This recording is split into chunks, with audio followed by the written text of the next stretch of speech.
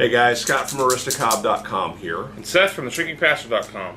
Together, the three of us, we are Mark Woodman's Breakfast Club. Welcome back again. Welcome, boy. Hello, hello.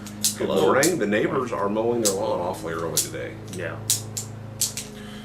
What can you do? Nothing. So we're going to start out today, and we're going to smoke a couple cigars that one of my bro workers brought back with him from Europe. And after we've enjoyed them for a little while, I have a story to tell you about them. So you'll notice that they're nondescript. They have no band. Originally they were in a tube. Take your pick. Thank you. All right. And then I have a YABO, and then we'll talk about these cigars. The YABO.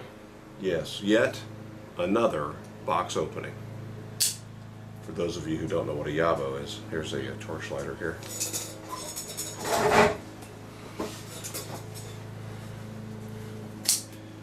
Okay.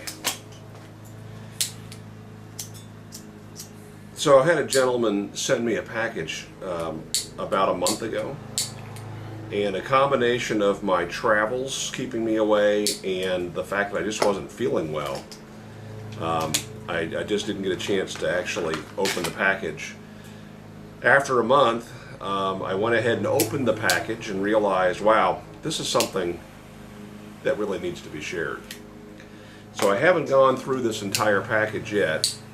I did take the time to read the letter, and the gentleman who sent it to me, whose name is John, wrote a 3-page letter, not only explaining why he was sending me what he sent, but then a breakdown of what he sent. Now see, that's a lighter. Mm-hmm. Why was I messing around with that other I don't know.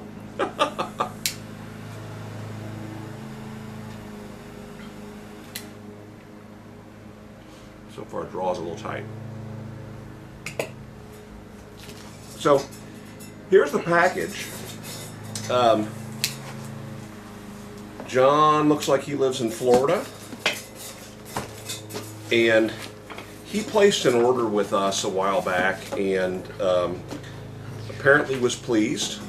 And so, like I said, he hand wrote a 3-page note here. And Holy cow. Yep. And then explains one thing in particular. So let me open this thing up and show you.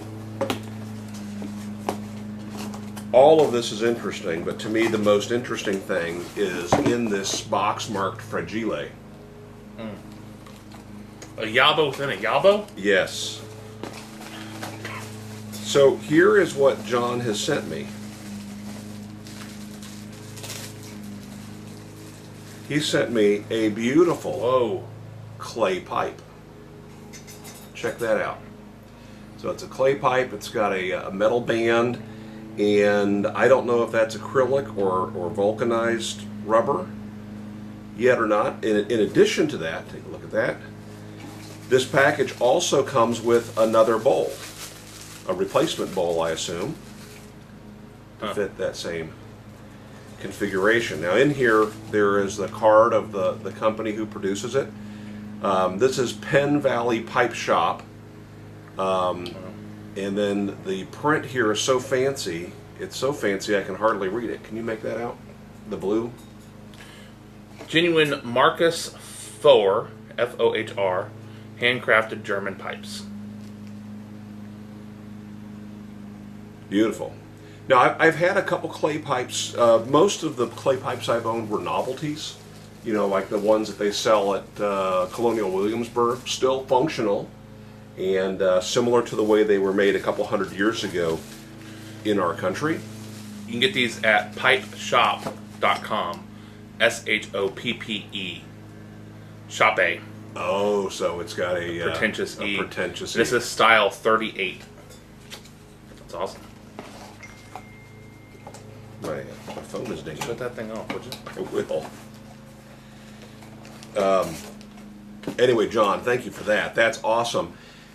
A little something about me. I like weird stuff. I like products that I've used the term orphan products before. Products that came out and for whatever reason didn't connect with everybody, but for some reason connect with me. And the very name Aristocob for my business comes from a pipe that was made back in the 60s and 70s that, for all accounts, was kind of sort of a dud. And I just think it's the most beautiful pipe, and became infatuated with it. And for several years was using the name Aristocob on forums and a few other places. Just, everybody had a handle at one time on the internet, and that's what I went by.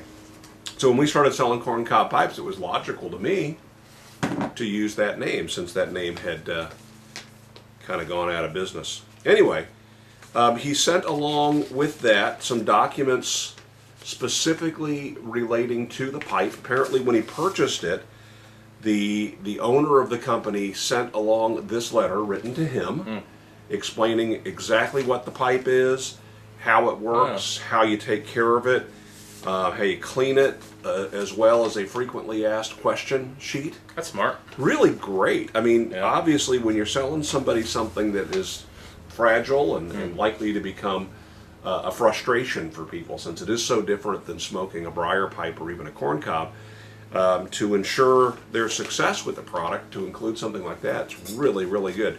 So today, I will not be smoking it, but in an upcoming episode, I'm going to whip this out and enjoy it.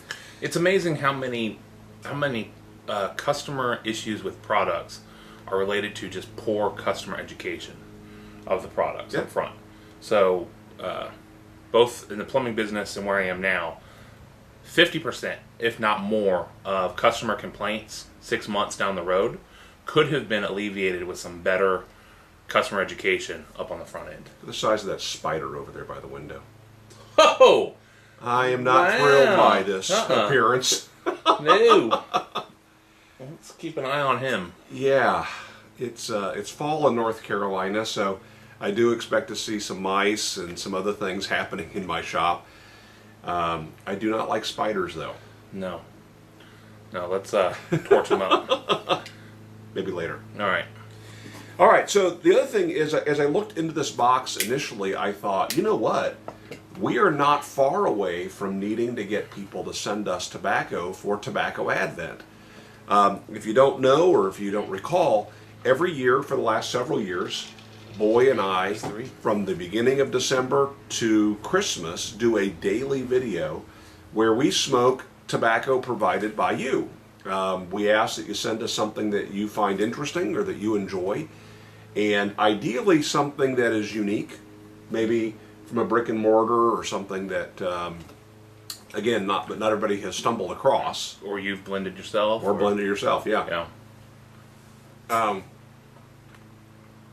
If you do blend it yourself, we've really appreciated the people who have sent along with it a recipe explaining it's half this and a quarter of this and a little bit of that. Or description. And this isn't just a ploy to get free stuff, free tobacco. We're talking small amounts, a single bowl. Well, two single bowls for each of us worth, and then as a thank you, everyone who sends tobacco and is the tobacco's used throughout the course of the month will be sent a cornament, which is a Morgan nose warmer. Yeah, but see, from Scott and Seth. With the new FDA rules, it can't be provided by Aristocob business, and actually, I believe it is just a cornament, right? It's not even a pipe. Yeah, that's true. That's true. This is a non-smokable cornament. So, for Christmas trees only.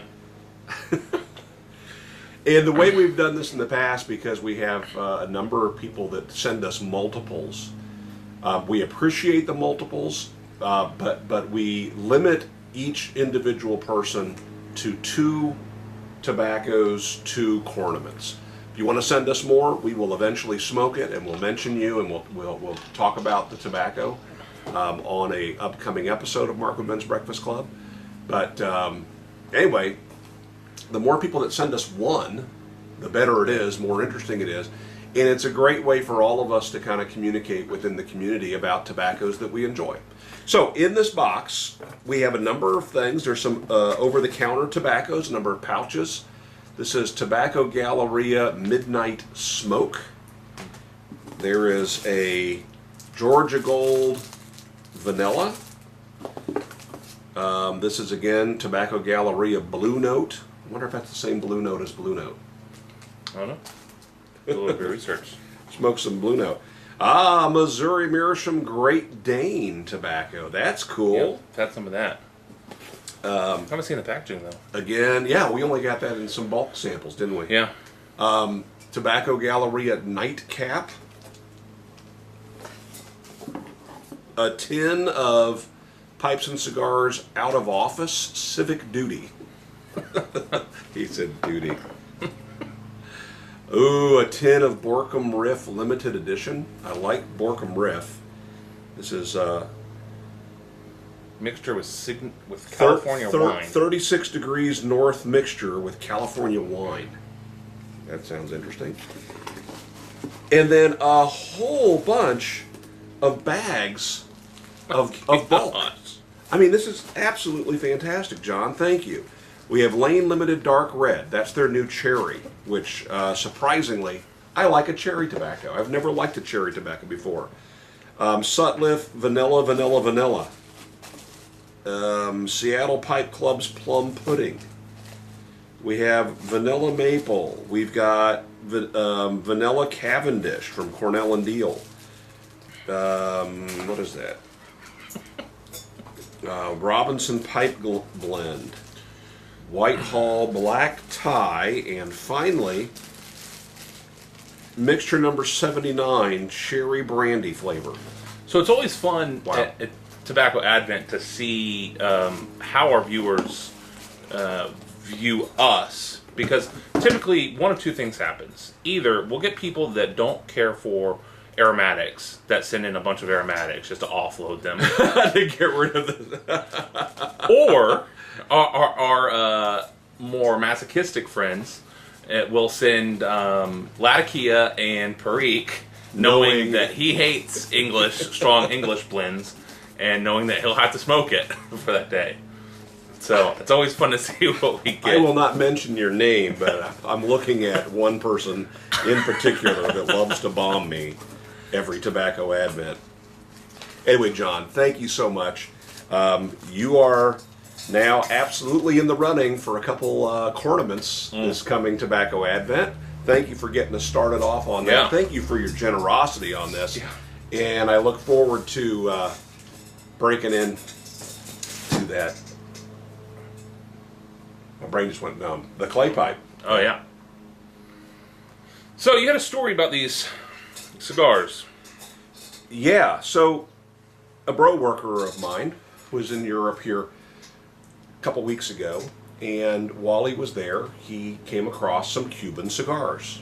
And he knew that I smoke, and he thought, this would be a treat, let's give Scott some Cuban cigars.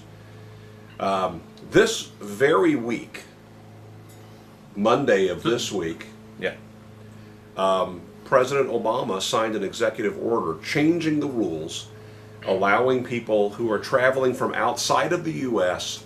to bring into the U.S. with them some Cuban products, including rum and cigars, in a quantity that would be consistent with personal use. Right, so they can't bring it's up to 100 cigars. Can't bring a trunk load of them in.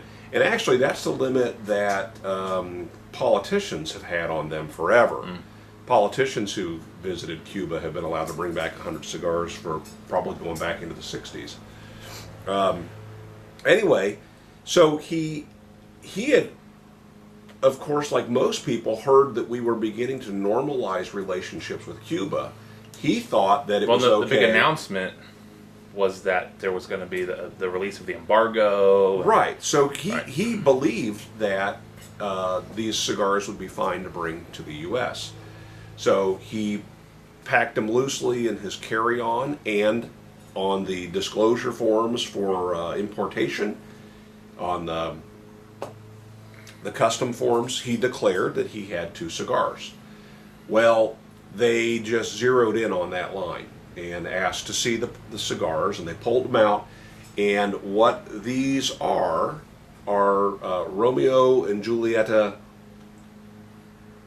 they call it. Anyway, Cuban cigars, and they were in metal tubes, and so the guy said, you can't bring these in. It's like, well, why not? He said, because they're Cuban, they're illegal to bring in. He said, I thought all that had changed. And he said, nope, we're going to have to take these from you. So my friend, being an excellent salesman, began a very gentle persuasion, explaining that, he's clearly not trying to corner the market on Cuban cigars. Right. He's bringing just a couple of them in. He made an honest mistake, believing that they were okay to bring in. And, wouldn't it be possible to bring just these 2 cigars in? And the guy proceeded to open the tubes, pull the cigars out, handed him just the cigars, and said something along the lines of, I'm going to have to keep this, and held on to the tubes for destruction. That's amazing. I know. So, way to go for some common sense on a border agent, customs personnel.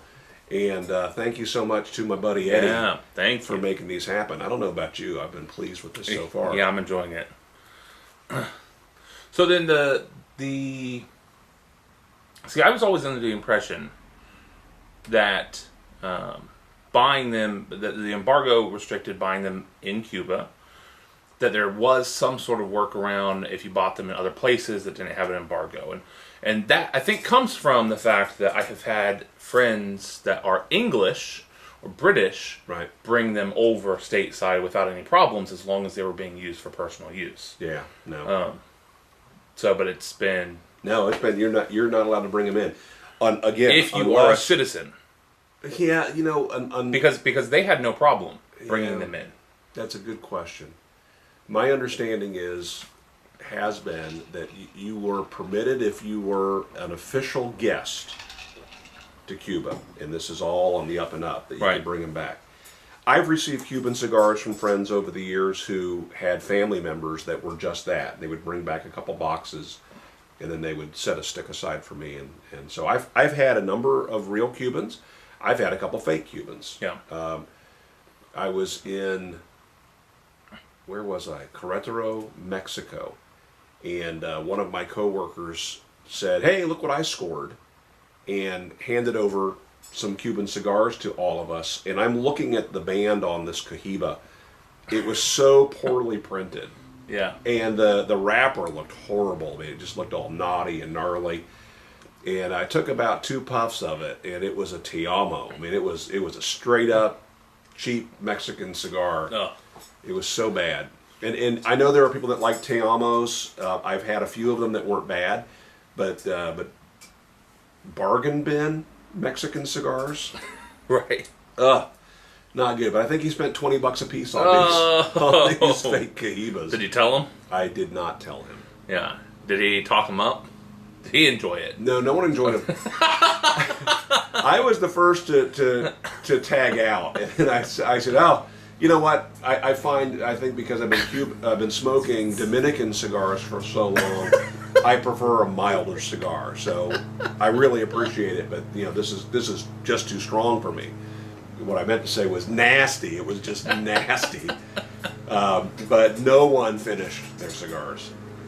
Oh, that's a bummer. But Americans traveling out of the country get excited because it's forbidden fruit. Or has been.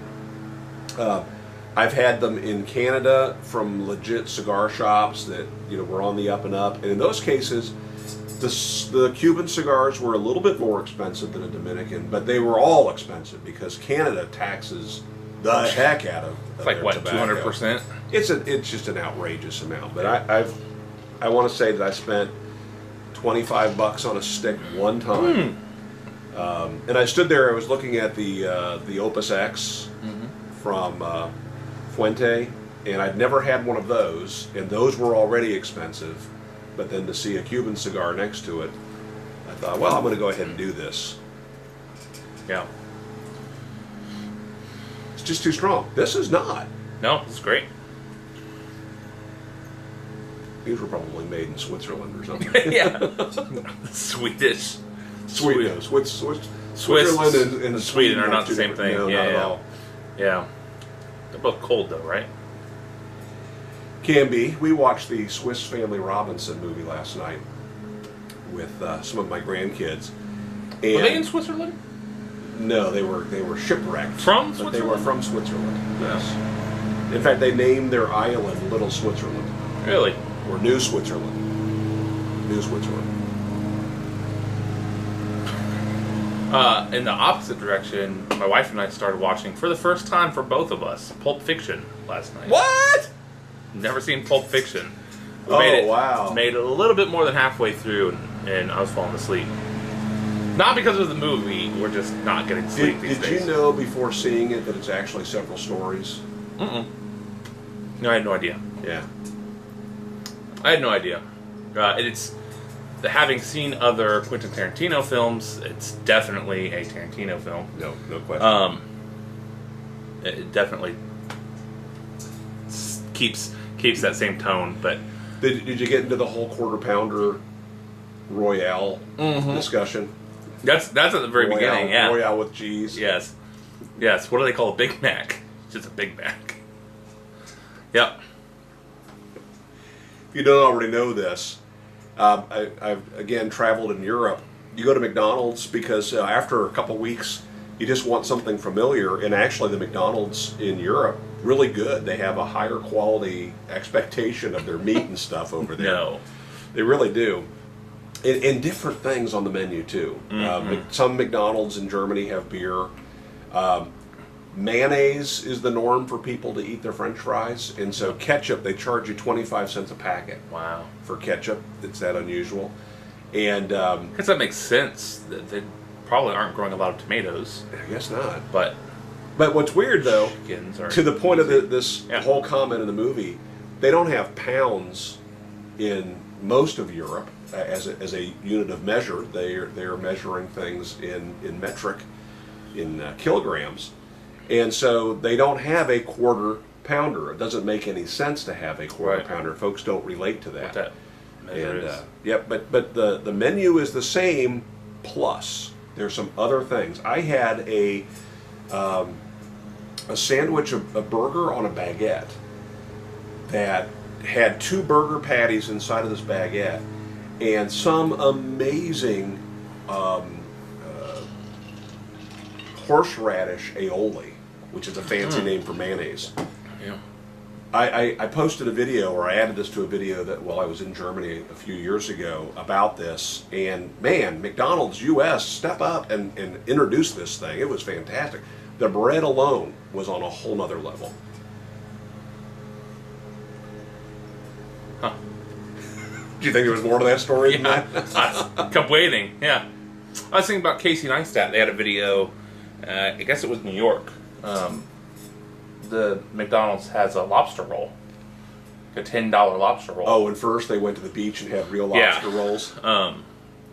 So, yeah, I guess they do some regionality, but not nearly as much as they do with countries. Yeah.